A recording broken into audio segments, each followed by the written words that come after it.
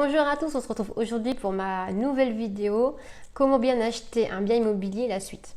Nous allons voir ensemble donc l'achat en couple, en concubinage, un couple pacsé et enfin le couple marié. Puis la semaine prochaine, nous verrons donc l'achat à plusieurs avec l'indivision et la SCI, la Société Civile Immobilière. Donc tout d'abord l'achat en couple. Acheter en couple implique de se poser quelques questions et de bien réfléchir au projet, comme comment protéger ma conjointe en cas de décès si on n'est pas marié, et sinon est-ce qu'il faut mieux acquérir le bien SCI.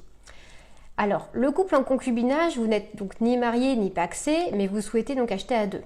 Sachez qu'il existe peu de protection pour les concubins, et dans cette situation-là, le régime qui s'applique, c'est le régime de la séparation des biens, donc qui s'impose, et donc en cas de décès de séparation, chacun récupère la somme qu'il a investie dans le logement.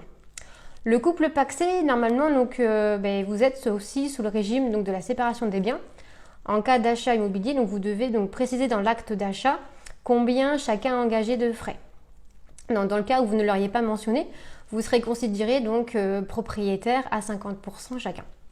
Si l'un des deux décède, le logement revient au conjoint restant, mais celui-ci doit s'acquitter donc des droits de succession qui peuvent être très élevés, excepté si un testament a été rédigé en amont par la personne décédée. Concernant le couple marié, quant à lui, il est sous le régime de la communauté légale, si vous n'avez pas établi de contrat de mariage. Donc c'est le régime de la communauté réduite aux acquêts, qui est le régime matrimonial qui s'applique par défaut. Et donc dans ce cas-là, vous êtes tous les deux propriétaires et vous disposerez donc des mêmes droits sur le bien. Cette situation est celle qui protège le mieux le conjoint ou conjointe dans le cas d'un des deux décéderait, puisque le survivant acquiert l'usufruit du bien. Attention au cas particulier, si l'un des deux finance la totalité du bien ou une partie avec des fonds propres reçus par donation, succession ou provenant d'économies antérieures au mariage, ou si il a apporté plus de 50% du prix du logement, alors le logement lui appartient entièrement. Ce qui signifie donc qu'en cas de divorce ou de décès, le ou la partenaire recevra qu'une indemnisation.